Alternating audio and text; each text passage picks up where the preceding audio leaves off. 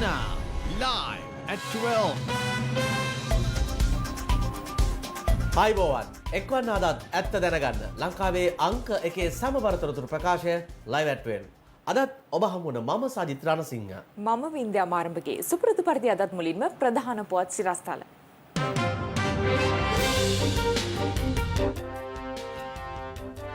පිළිකාකාරක අඩංගු පොල්තෙල් ගෙනීම ගැන පරීක්ෂණයක්. ප්‍රවෘත්ති සාකච්ඡාව පවත්වපු අය වෙළඳ පොලේ එක තැනක් හෝ තියෙනවා නම් ඒ තැන පිළිබඳ වහාම අපිට දැනුම් දෙන්න අපි ඒ පිළිබඳ පූර්ණ පරීක්ෂණයක් කරනවා. මරදානේ සංඝරාජ මාවතේ හෝටලයක ගින්නකින් සේවකයෙකු මරුට.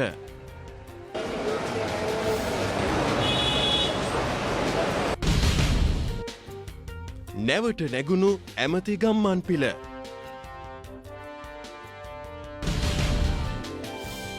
තවත් කඳුකර කොටියකු දඩයක්කරුවෙකුගේ මද්දකට හසුවෙයි. කොටියා මුදා ගැනීමට වනජීවී මෙහෙයුමක්. රොහින්යා සරණාගත කඳවුරක ගින්නකින් 15ක් මරුට 400ක් අතුරුදන්.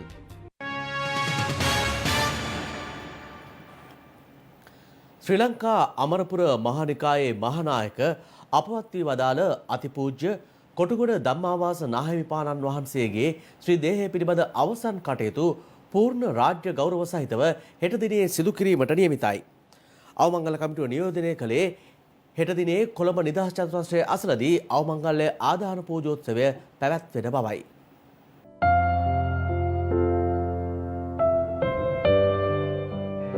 ශ්‍රී ලංකා අමරපුර නිකායේ මහානායක අපවත් වී වදාළ අතිපූජ්‍ය කොටුගොඩ ධම්මාවාස නාහිමිපාණන් වහන්සේගේ ශ්‍රී දේහය මහජන ගෞරවය සඳහා මෙවන විට තැන්පත් කර තිබෙන්නේ උන්වහන්සේ වැඩවිසූ ගල්කිස්ස ධර්මපාලාරාමයෙහි.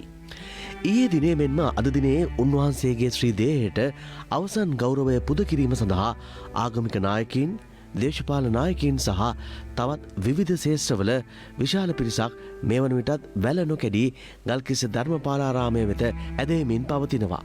ජනාධිපති ගෝඨාභය රාජපක්ෂ මහතාද අද පෙරවරුවේ පැමිණ අතිපූජ්‍ය කොටුගොඩ ධම්මාවාස නාහිමිපාණන් වහන්සේගේ ශ්‍රී දේහයට සිය අවසන් ගෞරවය පුද කළා.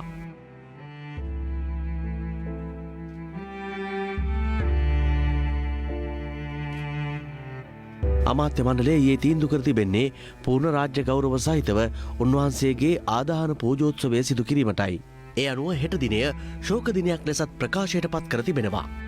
ශ්‍රී ලංකා අමරපුර මහානිකායේ උත්තරීතර මහානායක අතිපූජ්‍ය අග්ගමහා පණ්ඩිත මහෝපාද්‍ය අවසරයි කොටුගොඩ ධම්මාවංශ මහානායක ස්වාමින් වහන්සේගේ අවමංගල්‍ය පූජෝත්සවයේ රාජ්‍ය ගෞරව සහිතව මෙම කටයුතු සිදු කරන්නට තීරණය කළා තියෙනවා අමාත්‍ය මණ්ඩලය. ඒ වගේම 25 වෙනි දින ආදාන කටයුතු පවත්වන දිනය සංවේදනීය දිනයක් ලෙස නම් කිරීමටත් අමාත්‍ය මණ්ඩලය තීරණය කළා තියෙනවා. 1933 වසරේදී මෙලොව එළිය දැක 1948 වසරේ පැවිදි බිමට ඇතුළත් වූ අතිපූජ්‍ය කොටුගොඩ ධම්මාවාස හිමියන් පසුව වඩාත් ප්‍රචලිත වුණේ විචිත්‍ර ධර්ම කතිකයෙකු ලෙසයි. උන්වහන්සේ ශාසන චිරස්ථිතිය වෙනුවෙන් උදාර කැපකිරීමක් කළ මහා තෙරුන් වහන්සේ නමක් ලෙස මෙරට ශාසන ඉතිහාසයේ රන් අකුරින් සටහන් වනවා. උන්වහන්සේ සෝභමාන පැවිදි ජීවිතය මෙන්ම ශාසන මෙහෙවර නිසාම දෙස් විදෙස් සම්භාවනාවටද පාත්‍ර වුණා. අපවත් වන විට 88 වන වියෙහි පසු අග්ගමහා පණ්ඩිත ශ්‍රී ලංකා අමරපුර මහානිකායේ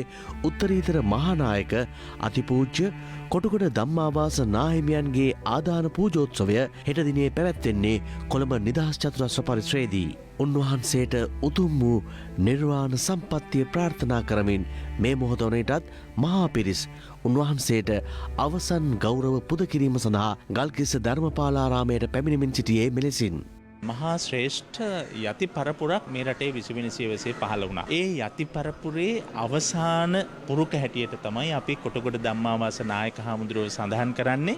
සුවහසක් ජාතියක් මේ රටේ විතරක් නෙවෙයි ලෝකෙ හැම රටකම මිනිස්සුන්ට නිවැරදි ධර්මය කියා දෙන්න මේ තරම් මිහිරි ලස්සන උන්වහන්සේටම ආවේනික වූ ක්‍රමවේදයක් ඇත්තටම අපිට තවත් හොයාගන්න අමාරුයි. අද යුගයේ අවශ්‍යතාවය මත උන්වහන්සේ සිටියේ යුගයක තමයි උන්වහන්සේ අපි අතරින් වෙන්නලා ගියේ. උන්වහන්සේලා වැනි යතිවරයන් වහන්සේලාගේ නැතිවීම සසුනට වෙන පාඩුවක් වෙන එකයි අපේ විශ්වාසය. බුදුහාමුදුරුවෝ දේශනා කරනවා සද්ධම්ම පතිරූපක සූත්‍රයේදී ධර්මයේ නොවන එහෙත් ධර්මයේ වගේ දේශනාවන් කරන අය පිළිබඳව. එතකොට ඒ තුල අන්තර්ගත වෙන්නේ ධර්මයේ නෙමෙයි ධර්මයේ වගේ. හැබැයි රත්තරන් යම් කිසි දවසක අතුරුදන් වෙනවා නම් අතුරුදන් වෙන්නේ රත්තරන් වගේ දෙයක් ඇති වුණාට පස්සේ රත්තරන් නොවන. ඒ වගේ ධර්මයේ අතුරුදන් වෙන්නේ ධර්මයේ වගේ ධර්මයේ නොවන දේවල් මතුවෙන අවස්ථාවේදී. ඒ නිසා මෙවන් යුගයක උන්වහන්සේ වගේ යතිවරුන්ගේ අපවත් වීම අපිට ශාසනයට බලවත් පාඩුවක්. විශේෂයෙන්ම ස්වාමින් වහන්සේලා උන්වහන්සේගේ ධර්ම දේශනා බොහෝ දුරට ඇහුම්කන් දුන්නා. ඒක නිසා තරුණ ස්වාමීන් වහන්සේලගේ ජීවිතවලට උන්වහන්සේ මහඟු ආදර්ශයක් වුණා. ඒ වගේම අපේ තරුණ ස්වාමීන් වහන්සේලා උන්වහන්සේගේ අතීත දෙස බලා එවැනි ස්වාමීන් වහන්සේලා බවට පත්වන්නට දිෂ්ඨානය කරගත යුතුයි. මේ නායක ස්වාමීන් වහන්සේ ශාසනයට විශාල සේවයක් කළා. වුමනා තැන අනුශාසන ලබා දුන්නා, උපදෙස් දුන්නා, නැත්නම් නිශ්ශබ්දව හිටියා. උන්වහන්සේගේ ජීවිතයෙන් ආදර්ශ ගණනාවක් ගන්න පුළුවන්. ඉතින් මේ අවස්ථාවේ උන්වහන්සේ කරපු සේවය ගැන අපි මතක තියාගෙන අපේ මහානායක ස්වාමීන් වහන්සේට නිවන් සැප ලැබේවා කියලා ප්‍රාර්ථනා කරනවා.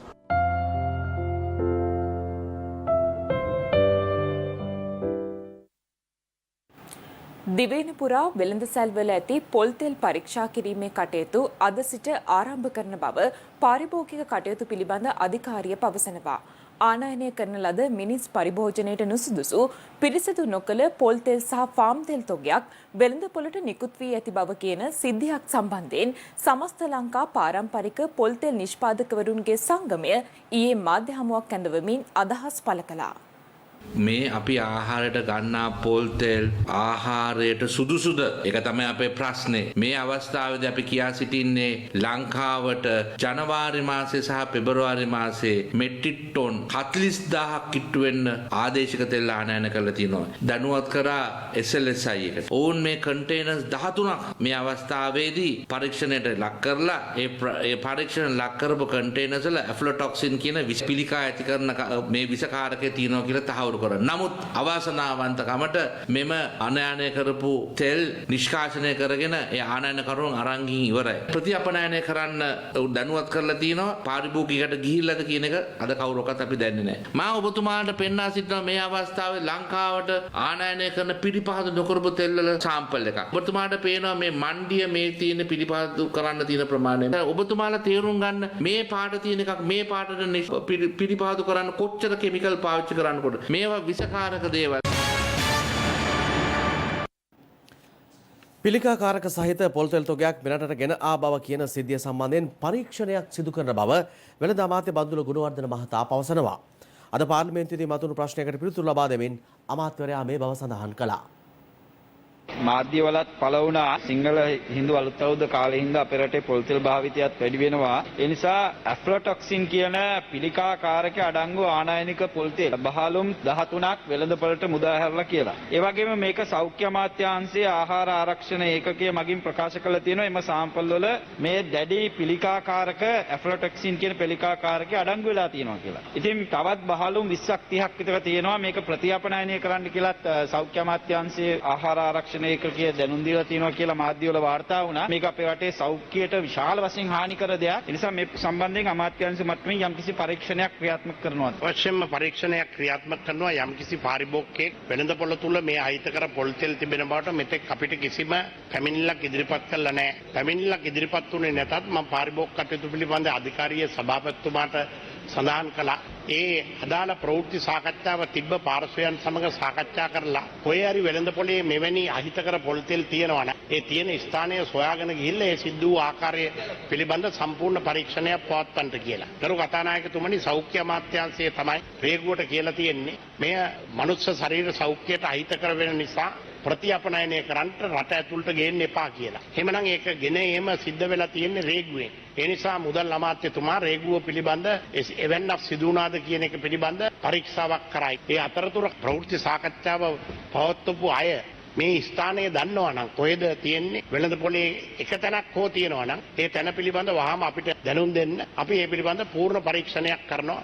දැන් අපේ වඳුරුගුණ ඇමතුමා සීනි ගෙනල්ලා තියෙන්නේ කසිප්පු කරන්න කියලා. එතකොට පළතුරු වලින් සෞඛ්‍යයට අහිතකර නොවන විදිහට මේ කසිප්පු පෙරලා අපිට ආරංචියක් තියෙනවා ඔබේ ආණ්ඩුව මේ තැබෑරුම් හැටියට මේවා ලබා දෙන්න කටයුතු කරන්න යනවායි කියලා. මම හිතන්නේ ඔබතුමාත් එක්ක වීදුරුවේ ෂොට් එකක් ගාලා ඒක වර්ධනය කරයි කියලා. ඒ තරම් තැනකට යන ඇමතිවරයෙක් නෙමෙයි ඔබතුමා. දේශීයව පළතුරු වලින් එළවලු වලින් හදන කසිප්පු සැල් ආරම්භ කිරීම සඳහා යම් සූදානමක් ඔබ ආණ්ඩුව තිබෙනවා. අපිට එහෙම සූදානමක් නැහැ ගරු මන්ත්‍රීතුමා. ඒ වුණාට ඔබතුමා කිව්ව විදිහට යම් අවස්ථාවකදී යම් දෙයක් සිදු වෙනවා නම් සිදුවිය නොයුතු දෙයක් අපේ නීති රීති වලට අනුකූලව කරුණාකර අපිට ඒක දන්වන්න. අපි එතකොට ඒවා ගැන අනිවාර්යයෙන්ම හොයලා බලලා ඒකට කටයුතු කරන්න පුළුවන්. අපි ආරම්භයේදී දැක්කා ගංජා නීතිගත කරනවා කියන කාරණා. දැන් මේ ආසන්නයේම දැක්කා අපේ විමල් වීරවංශ ඇමතුමා සිගරට් එකක් බීලා යම් ප්‍රවාදන වැඩ පිළිවෙලක් කරනවා. ඒ ප්‍රවර්ධනය කරන්න හරි සිගරට් එකක් කුරුඳු නෙවෙයි රත්තරන් වලින් හරි. ඒක වැරදි නැද්ද? කැබිනට් අමාත්‍යවරයෙක් කියලා ඔබතුමාගෙන් දැනගන්න කැමතියි. ඒ ප්‍රශ්නේ මේ කැබිනට් එකෙන් ඇහුවා නම් තමයි හොඳ. නැත්නම් මේ මල්ලි වලවංශ අනුතුමාගෙන් බත. හරි. එක්සත් ජාතීන්ගේ සංවිධානයේ මූලික ප්‍රඥප්තියට පටහැනිව ක්‍රියා කිරීමේ බලයක් ජගත් මානව හිමිකම් කොමිසමට නොමැති බව විදේශ කටයුතු අමාත්‍ය දිනේෂ් ගුණවර්ධන මහතා පවසනවා. ඊයේ ශ්‍රී ලංකාවට එරෙහිව මානව හිමිකම් කවුන්සිලේදී පළ වූ යෝජනාව සම්බන්ධයෙන් අදහස් පළ කරමින් අමාත්‍යවරයා මේ බව පැවසුවා. එක්සත් ජාතීන්ගේ මානව හිමිකම් සැසිවාරයට සත්කාරක රාජ්‍යයන් ඉදිරිපත් කළ ශ්‍රී ලංකාවේ මානව හිමිකම් සම්බන්ධයෙන් වන යෝජනාව ඊයේ සම්මත වුණා. එහිදී එම යෝජනාවට පක්ෂව රටවල් 22ක් ඡන්දය භාවිතා කළ අතර ශ්‍රී ලංකාවට පක්ෂව ඡන්දය ප්‍රකාශ කළේ චීනය, රුසියාව ඇතුළු රටවල් 11ක් පමණයි. ඉන්දියාව, ජපානය ඇතුළු රටවල් 14ක් ඡන්දය ප්‍රකාශ කිරීමෙන් වැළකී සිටියා. බ්‍රිතාන්‍ය, ජර්මනිය, කැනඩාව ඇතුළු රටවල් 6ක් ගෙනා 46L1 යෝජනාව ඒ අනුව සම්මත වුණා. යෝජනාව සම්මත වීම පිළිබඳ ශ්‍රී ලංකාවේ ස්ථාවරය පැහැදිලි කිරීම සඳහා විදේශ සම්බන්ධතා අමාත්‍ය දිනේෂ් ගුණවර්ධන මහතා ඊයේ පස්වරුවේ විශේෂ මාධ්‍ය හමුවක්ද කැඳවා තිබුණා. මම ඊටාම ගෞරවයෙන් කියන්න ඕනේ එක්සත් ජාතීන්ගේ ප්‍රඥප්තියට පටහැනිව මානව කොමිසමට කටයුතු කරන්න බෑ. මානව කොමිසම ඇති කරපු මූලික යෝජනාවට පටහැනිව කටයුතු කරන්න බෑ. ඒ අයට ඕනකම තිබුණා රටක් තෝරගෙන රටට විරුද්ධ යෝජනා සම්මත කරන්න. එක්සත් ජාතීන්ගේ ප්‍රඥප්තියට පටහැනිව හෝ මානව කොමිසම ඇති කරපු විශේෂයෙන් රටකට එල්ල බලා ඉදිරිපත් කරන country specific resolutions ගේන්න බෑ. කෙසේ වෙතත් දෙමළ ජාතික සන්ධානයේ නායක ආර් සම්බන්ධන් මහතා අදාළ යෝජනාව සම්මත වීම පිළිගන්නා බව අප කළ විමසීමකදී ප්‍රකාශ කළා. සංහිඳියාව, වගවීම, ගෞරවය ඇතුළත්ව ජාතික ගැටලුවට දේශපාලන විසඳුමක් ඒ අනුව අපේක්ෂා කරන බවයි දෙමළ ජාතික සන්ධානයේ නායකවරයා ප්‍රකාශ කළේ. සම්මත වූ යෝජනාවට අනුව මානව හිමිකම් කොමසාරිස් කාර්යාලය සඳහන් කරන පරිදි ඉදිරියේදී කටයුතු කළ යුතු බවත් ආර් සම්බන්ධන් මහතා ප්‍රකාශ කළා. මේ අතර ඊයේ සම්මත වූ ශ්‍රී ලංකාව සම්බන්ධයෙන් වන ජිනීවා යෝජනාව පිළිබඳ අද පැවති කැබිනට් තීරණ දැනුම් දීමේ මාධ්‍ය හමුවේදීද අදහස් පළ වුණා. මානව හිමිකම් එකේ ප්‍රඥප්තියන් වලට පවා යම් දේවල් පටහැනිය කියන එකයි අපේ අදහස. අපි ඒ සම්බන්ධව ඉදිරියේදී විශේෂයෙන්ම ලබන සැප්තැම්බර් මාසයේ වෙනකොට අපි මේ සම්බන්ධව දැඩි ලෙස සූදානම් වෙනවා පමණක් නෙමෙයි එකින් එකට පරස්පරයන් මේ මානව හිමිකම් එකේ ඉදිරිපත් කරලා තියෙන ඒ කරුණු තත්ත්වයන් සම්බන්ධව අපි කතා කරන්න සූදානම්. මෙරටට ගෙන්වන ලද ඉන්ධන තොගයක් නෞකාවක සිට බෝයාවට ගොඩබාන අන්දම පසුගියදා බලශක්ති අමාත්‍ය නීතිඥ උදය ගම්මන්පිල මහතාගේ නිරීක්ෂණයට ලක් වුණා. ඒ පිළිබඳ සිය ෆේස්බුක් ගිණුමේ සටහනක් තබමින් අමාත්‍යවරයා පවසන්නේ එවැනි අවස්ථාවක් අමාත්‍යවරයෙකු විසින් නිරීක්ෂණය කළ පළමු අවස්ථාව එය වන බවයි. ඩුබයි සිට නෞකාවකින් දිවයිනට ගෙනෙන ලද ඉන්ධන තොගයක් සහිත නෞකාවක් කොළඹ වරාය සිට කිලෝමීටර් 5ක් ඈත මුහුදේ මේ දිනවල දැකගත හැකි වනවා. එහි ඉන්ධන මුහුදේ දියමත තබා බෝයාවට ගොඩබාන ආකාරය නිරීක්ෂණය කිරීම සඳහා අමාත්‍ය උදය ගම්මන්පිල මහතා පසුගියදා එහි නිරීක්ෂණ චාරිකාවක නිරත වුණා.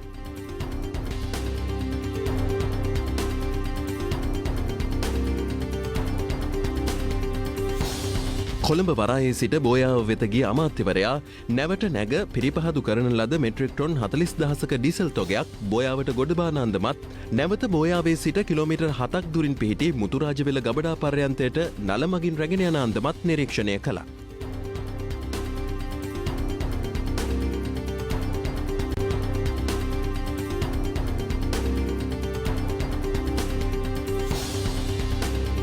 දිවයිනට ඉන්ධන ගෙනෙන ලද නෞකාවට නැග බොයාවට ගොඩබාන අන්දම ඇමතිවරයෙකු විසින් නිරීක්ෂණය කරන ලද ප්‍රථම අවස්ථාව මේ වන බවට එහි සේවකින් තමන්ට පැවසූ බව සිය ෆේස්බුක් ගිණුමේ සටහනක් තබමින් අමාත්‍යවරයා පවසනවා. මරදාන සංඝරාජ මාවතේ හෝටලයක අද අලුයම මැතිව් ගින්නකින් පුද්ගලයෙකු ජීවිතක්ෂයට පත් වුණා. ගින්නත් සමග හෝටලයේ තිබූ ගෑස් ටැංකියක් පුපුරා යාමෙන් එහි මුළුතැන්ගේ සේවය කරමින් සිටි පුද්ගලයෙකු මෙලෙස මරණයට පත්ව තිබෙනවා. මරදාන ශ්‍රී සංඝරාජ මාවතේ පිහිටි හෝටලයක මෙම ගින්න හටගත්තේ අද අලුයම 5:30ට පමණ. ගින්න සීග්‍රයෙන් ව්‍යාප්ත වී තිබූ අතර ගින්න නිවා දැමීම සඳහා කොළඹ මහනගර සභා ගිනි නිවීමේ රථ 5ක් යෙදවීමට පියවර ගත්තා.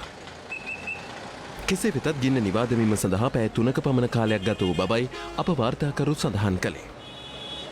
හෝටලයේ ඇති වූ ගින්න මුළුතැන්ගේ දක්වා ව්‍යාප්ත වී එහි තිබූ ගෑස් ටැංකියක්ද පිපිරීමට ලක්ව තිබුණා. මේ හේතුවෙන් මුළුතැන්ගේ සිටි පුද්ගලයෙකු ජීවිතක්ෂයට පත්ව තිබුණා. මෙලෙස මරණයට පත්ව ඇත්තේ බලපිටිය ප්‍රදේශයේ පදිංචිව සිටි ලසන්ත ගමගේ නැමැති 46 වැරදි පුද්ගලයෙක්. ගින්න ඇතිවීමට හේතුව මෙතෙක් අනාවරණය වී නොමැති අතර මේ සම්බන්ධයෙන් පංචිකාවත්ත පොලිසිය විසින් පරීක්ෂණ පවත්වනවා. ගෙවී ගිය ටයර් භාවිත කරමින් දහවනය කරන රථවාහන පරීක්ෂා කිරීමේ මෙහෙයුම් తాවකාලිකව නවතා දැමූ බව කැබිනට් ප්‍රකාශක අමාත්‍ය කේලිය රඹුක්කැල්ල මහතා පවසනවා. කැබිනට් දින දැනුම් දීමේ මාධ්‍ය හමුවට එක්වමින් අමාත්‍යවරයා මේ බව සඳහන් කළා. ඒ සම්බන්ධව ඊයේ ගාමිණී ලොකුගේ අමාත්‍යතුමත් ප්‍රශ්නයක් විශේෂයට මේක විසඳගන්නට ඕනේ ගමනාගමන මණ්ඩලයේ තියෙන ප්‍රශ්නයක් ගැනත් කතා කරා. එතකොට ඒක මේ පෞද්ගලික අංශය රාජ්‍ය අංශය කියලා නැහැ. ටයර් ගෙවනවා නම් ගෙවනවා හැමෝගෙම. නමුත් ටයර් ලබා දීම සහ රජයේ අවශ්‍යතාවයන් සම්බන්ධව සමීක්ෂණය කළා අවශ්‍ය ටයර් ගැනීමට අවශ්‍ය කටයුතු කරනවා. ඒ වගේම ඒ නීතිමය තත්ත්වෙම නැත්නම් ඒ පරීක්ෂා කිරීමේ උන්ට දඬුවම් කිරීමේ පක්ෂය తాවකාලිකව අත්හිටවල තියෙනවා. සමෘද්ධිමත් ජාතියක 54 වැනි ජාතික අලුත් සහල් මංගල්‍යය වෙනුවෙන් දිවයින පුරා ගොවි ජනතාවගේ සහල් අස්වනු එක්රැස් කිරීමේ කටයුතු ස්වර්ණවාහිනිය සහ ශ්‍රී FM මාධ්‍ය එකමුතුවෙන් මේ දවස්වල සිදුවනවා. 54 වැනි ජාතික අලුත් සහල් මංගල්‍ය එළඹෙන අප්‍රේල් 4 වෙනිදා ජනාධිපති ගෝඨාභය රාජපක්ෂ මහතාගේ ප්‍රධානත්වයෙන් අනුරාධපුර ජයශ්‍රී මහා බෝධීන් වහන්සේ ඉදිරිපිටදී සිදුවනවා.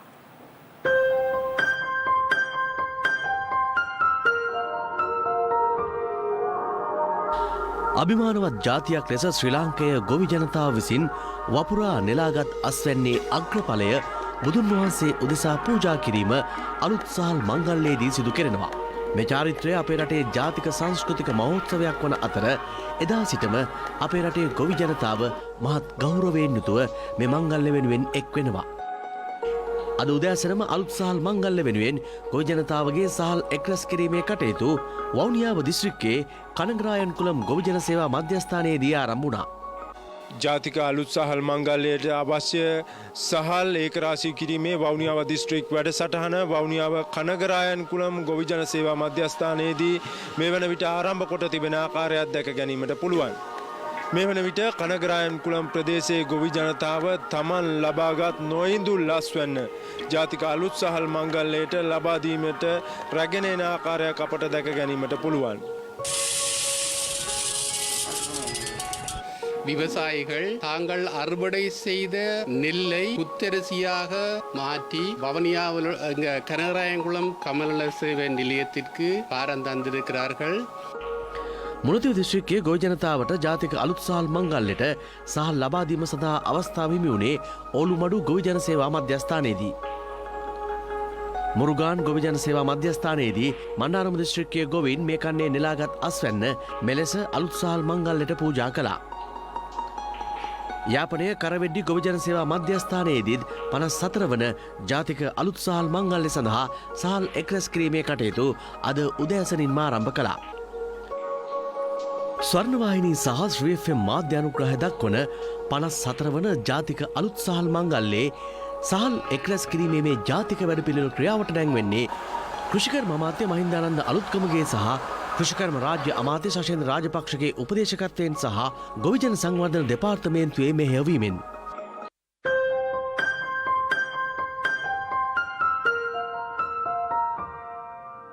විරාමයෙන් අනතුරුව තවත් දේශීය පුවත් කිහිපයක් වෙතටයි අවධානය. ත්‍රස්ත ගහණයෙන් මව්බිම බේරාගත් වීරෝදාර රණවිරුවන් සිහි කරමින් අනුරාධපුරයේදී ඉදිකෙරෙන සඳහිරු සෑය තැන්පත් කිරීම සඳහා ලබන සෙනසුරාදා දක්වා නිදන් වස්තු බාර ගන්නා බව ආරක්ෂක අමාත්‍යාංශය පවසනවා. සඳහිරු සෑය 4 කොටුවේ නිදන් වස්තු තැන්පත් කිරීමේ මහෝත්සවය ලබන ඉරිදා පැවැත්වීමට නියමිතයි. අනුරාධපුර පූජා භූමියේ මේ ඉදිවෙමින් පවතින්නේ සඳහිරු සෑයයි.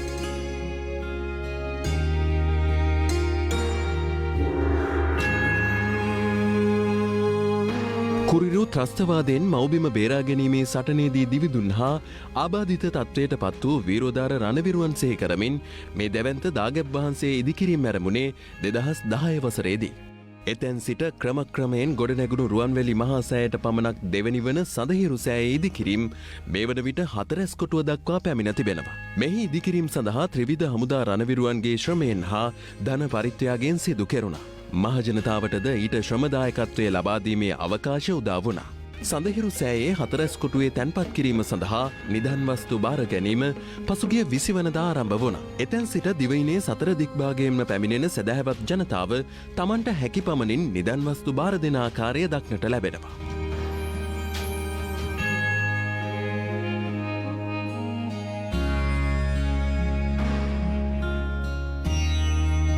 නිදන් වස්තු බාර ගැනීම අවසන් වන්නේ ලබන සෙනසුරාදා පස්වරුවේ. ඊට පසුදින සඳහිරු සෑයේ 4 කොටුවේ නිදන් වස්තු තැන්පත් කිරීමේ මහෝත්සවය පැවැත්වීමට සියලු කටයුතු සූදානම් කර අවසන්. නිපැරණි ගැල්ගාල වශයෙන් නම් කරන ලද ශ්‍රී මහා බෝධියට දකුණු ප්‍රදේශයෙන් පිහිටා ඇති මෙම ස්ථානය සඳහිරු සෑය ස්තූපයේ ඉදිකිරීමට තීරණය කරනු ලැබුවා. 2010 ආරම්භ කරන ලද එම කර්තව්‍ය මේ අවස්ථාවේදී විශේෂ අවස්ථාවකට පැමිණ සිටිනවා. ඒ 4 කොටුවේ නිදන් වස්තු තැන්පත් කිරීමේ විශේෂ අවස්ථාව මේක ඉතාමත්ම දුර්ලභ අවස්ථාවක්. මේ රටේ පැවති යුද්ධෙත් දැක්කා. ඉතින් අවසානයේ වුණා දැක්කා. ඒ යුද්ධයට කැපවුණු රණවිරුවන් වෙනුවෙන් ඉදිකරන මේ මහා සෑයට අපි හිතුණා මේ වෙලාවේදී මොකක් හෝ නිදන් වස්තුවක් තැන්පත් කරන්න ඕනේ කියලා. අපි සියලු දෙනාම ඇවිල්ලා අද ඒ නිදන් වස්තු තැන්පත් කරා. ඇත්තම අපට සතුටුයි.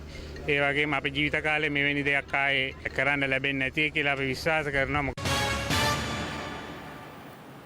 රාජගිරියේදී සිදු වූ රියනතුරකින් ජීවිතක්ෂයට පත් වූ උප පොලිස් පරීක්ෂක රංජිත් ප්‍රියංකර මහතාගේ දේහය ඊයේ රාත්‍රියේ ගාල්ල වලහන්දුව ප්‍රදේශයේ පිහිටි ඒ මහතාගේ නිවසට රැගෙන ආවා. උප පොලිස් පරීක්ෂකවරයාගේ අවසන් කටයුතු හෙට දිනේදී සිදු කිරීමට නියමිතයි. රාජගිරිය බණ්ඩාරනායකපුර මාර්ගය ආසන්නයේදී ඊයේ අලුයම 4:30ට පමණ සිදු වූ අනතුරකින් උප පොලිස් පරීක්ෂකවරයෙකු ඇතුළු දෙදෙනෙක් මරණයට පත් වුණා. අදාළ උප පොලිස් පරීක්ෂකවරයා ඇතුළු පොලිස් නිලධාරීන් කණ්ඩායමක් කුඩා ලොරි රථයක් පරීක්ෂා කරමින් සිටියදී වේගෙන් පැමිණි වෑන් රථයක් එම ස්ථානයට කඩා වැදීමෙන් මෙම අනතුර සිදු වුණා. අනතුරින් මරණයට පත් වුණේ ගාල්ල වලහන්දුව බදුන්ගොඩ ප්‍රදේශයේ පදිංචි රංජිත් ප්‍රියංකර නැමැති 57 හැවිරිදි එක් දරුපියෙක්. ඔහුගේ දේහය ඊයේ රාත්‍රියේ නිවසට රැගෙන ආවා.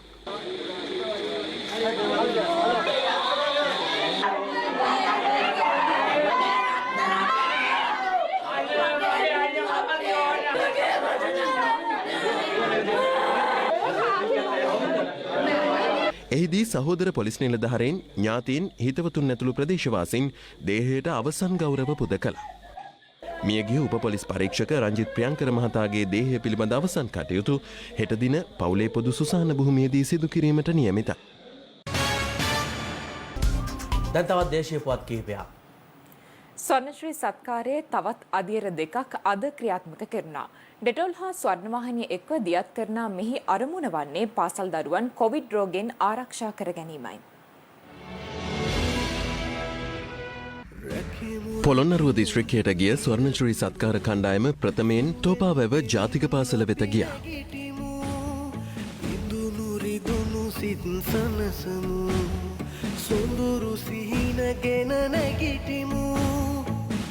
පාසල සම්පූර්ණයෙන්ම විසබීජහරණය කළ අප අනතුරුව ගමන් කළේ මින්නේරිය ජාතික පාසල වෙතටයි.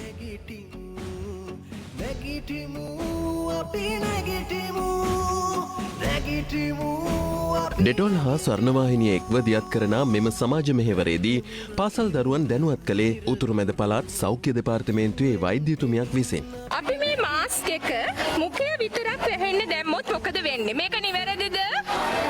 නෑ මේක වැරදි. අපි තින් මින්නේරිය චාත්‍ර පාසලේ ආදරණීය දූල පුතාලා මේ විදිහට දැනුවත් කිරීමේ කටයුතු නිරත වන්නේ. කල්පතුන් මේ කටයුතු සම්බන්ධව ඔබතුමාට යමක් කියන්න.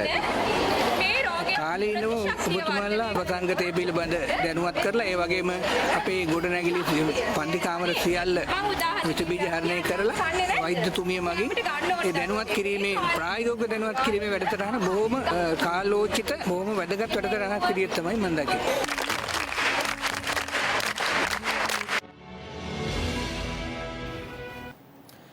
රුසියාවේ නිෂ්පාදිත ස්පුට්නික් V එන්නත් මිලියන 7ක් මිලදී ගැනීමට කැබිනට් මණ්ඩලයේ අනුමැතිය හිමිව තිබෙනවා. එම එන්නත මෙරට හදිසි භාවිතය සඳහා ජාතික ඖෂධ නියාමන අධිකාරියේ අනුමැතිය මීට පෙර හිමි වුණා.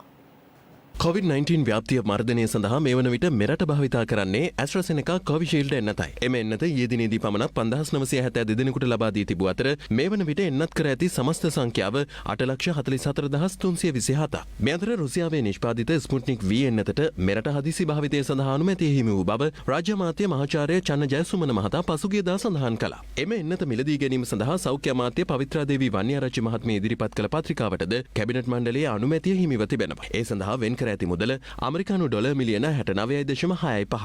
මේ අතර චීනයේ නිෂ්පාදිත සිනෝෆාම් එන්නත මෙරටට ගෙන්වීමටද ජාතික ඖෂධ නියාමන අධිකාරිය අනුමැතිය හිමි වුණා. කෙසේ වෙතත් එම එන්නත මෙරට භාවිතය සඳහා තවමත් තීරණයකට එළඹී නැහැ. එම එන්නතට අනුමැතිය හිමිවීම සම්බන්ධයෙන් සෞඛ්‍යංශ විවිධ මත පළ කරනවා. ඖෂධ නියාමන අධිකාරිය මුල් වතාවේදී වාර්තා කරා මේ චීන වැක්සීනයේ තියෙන තාක්ෂණික කරුණු සැලකිල්ලට අරගෙන ඒක අනුමැතිය ලබා දීමේ ගැටලුවක් තියෙනවා කියලා පහුගිය පෙබරවාරි මාසය වගේ කාලය තුල. ඉතින් අපි පැහැදිලිවම අහන්නේ ඖෂධ නියාමන අධිකාරිය තාක්ෂණික කමිටුවල අනුමැතිය මේ චීන වැක්සීනය ගෙන්වීමට ලැබුණාද? සයිනෝෆාම් කියන එන්නත ලෝකේ රටවල් 12කට ආසන්න සංඛ්‍යාවක් මේ වෙද්දි භාවිතා කරනවා. නමුත් ලෝක සෞඛ්‍ය සංවිධානය විසින් මේ වනතුරු අනුමැතිය ලබා දෙන්න කටයුතු කරලා නැහැ. ඔවුන් අධ්‍යයනය කරමින් ඉන්න බව තමයි වාර්තා පෙන්눔 කරන්නේ. නමුත් චීනය ඇතුළු රටවල් 12කට ආසන්න සංඛ්‍යාවක් මේ එන්නත භාවිතා කරනවා. ඒ වගේම වාර්තා පරිශීලනය කිරීමේදී පේන්නේ මේ එන්නතේ සාර්ථකභාවය 180 ආසන්නයේ පවතිනවා කියලා. කෙසේ වෙතත් මේක ප්‍රධානයක් විදිහට හම්බෙන්නේ. ඒ වගේම ලංකාවේ ජාතික ඖෂධ නියාමන අධිකාරියෙන්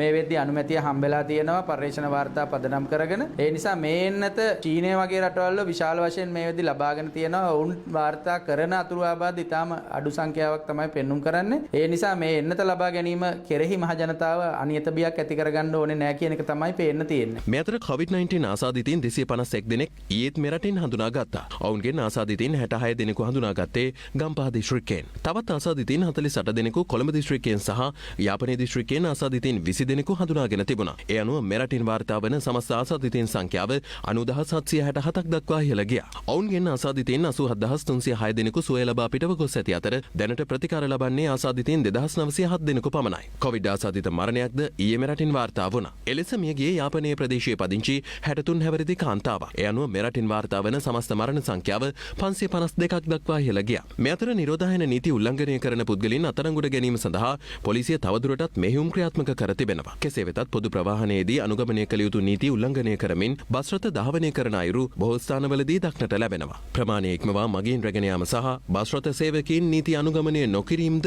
මෙලෙස දක්නට ලැබුණා.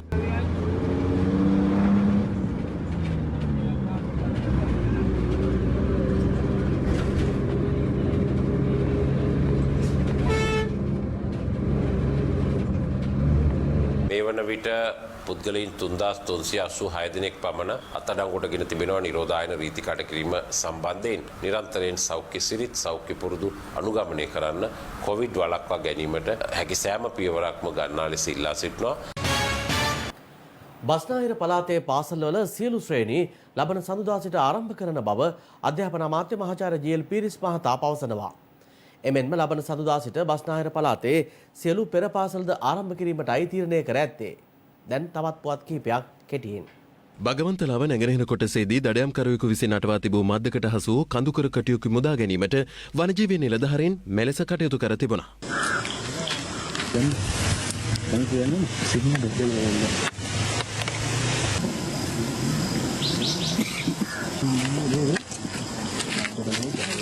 මෙතර වැල්ලවාය ඇතිලිබව ප්‍රදේශයේ වගාලින්දකට වැටී ඇති වනාලියකු ඉන් මුදා ගැනීමට වනජීවී නිලධාරීන් කටයුතු කළේ මෙලෙසින්.